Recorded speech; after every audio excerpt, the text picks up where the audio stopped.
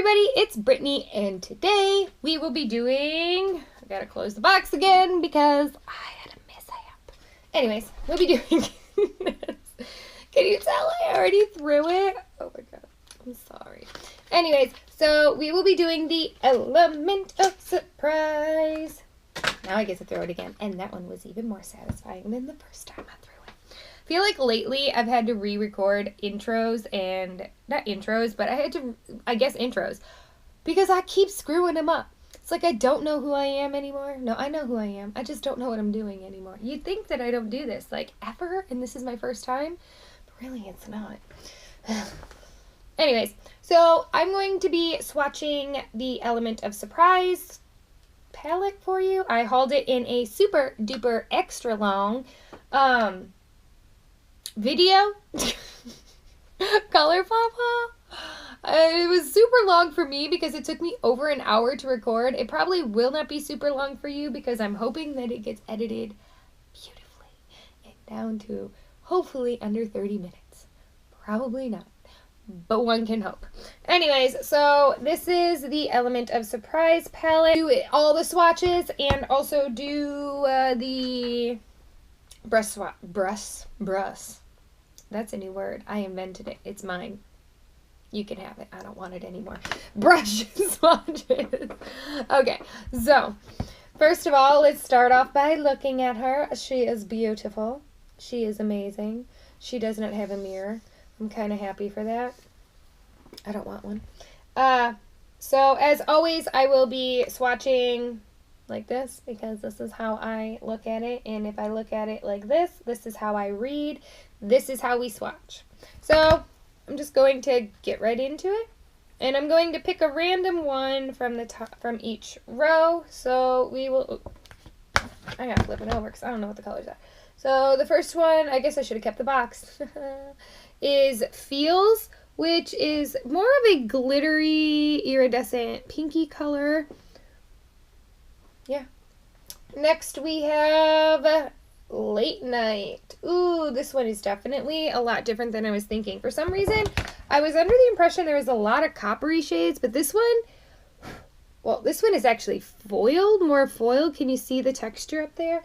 I mean, you could rub it in, but I feel like it could also be used as a foil, and this one is definitely, has more of a tan undertone to it.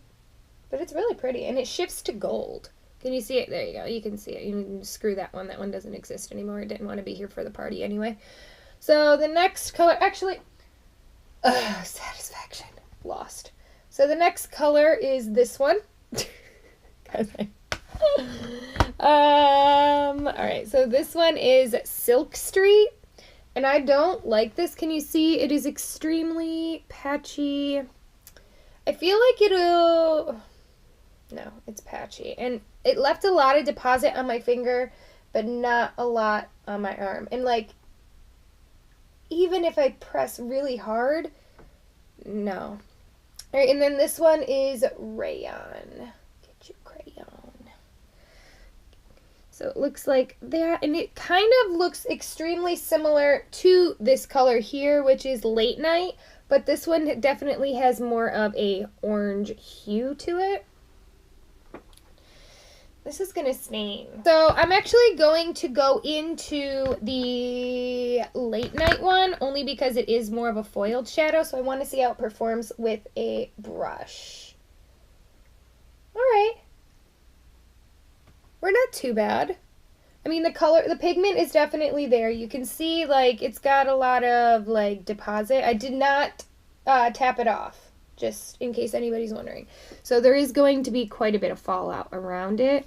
But I didn't want to tap it off because I was almost afraid that by tapping it off that I might actually get rid of the shadow. Oh!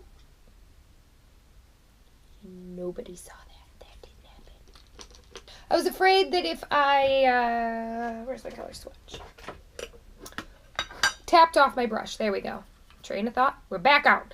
So I was worried that if I tapped off my brush that I would actually get rid of the pigment because of how it deposits and because it's so chunky, but I feel like it's supposed to be.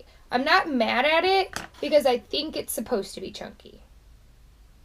If it's not, then I'm mad at it. But maybe you know what? No, I'm still not mad at it because I can work with it in that state. I can. All right, so moving. That was right. Oh my goodness. I was backwards. Oh my gosh. I always forget that because it's backwards. Okay, so that was the one that I did was Silk Street. Okay, that makes a little more sense. And that last one was actually Feels, and Rayon was the glitter one. So I'm sorry. This is Rayon.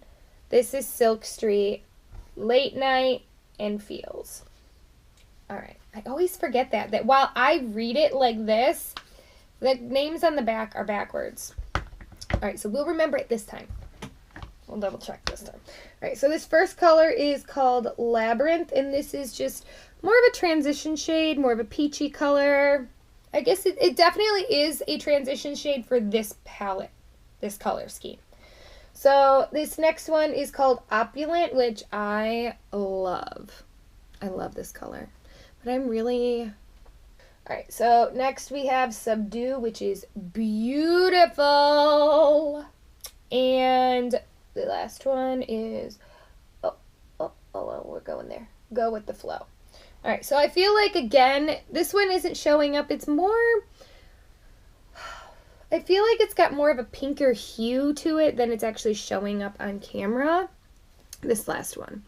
But, more red, pink kind of to it. I definitely like all these colors. I feel like this would also make a really good transition shade. Oh goodness, I just utterly... Can I just show you, like, I will gently dip my brush in here, and it's just, I don't know what's going on. We got a lot of fallout with this one, and I'm not liking it.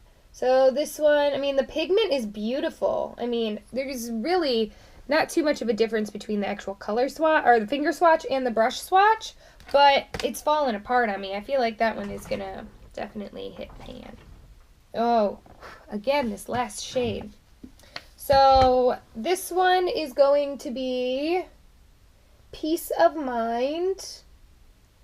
Again, patchy. Why you got to be so patchy? Alright, and then next is Details, which again is another brown color. It's not as vibrant as those, though. I really like this color, too. It reminds me a lot of the other one. Alright, so this one is Sea Stars, which does have a little bit of red glitter in it. Can we get some red glitter? You could definitely see that it's glittering, but what you can't see is that it's actually red glittering. Oh, and yellow.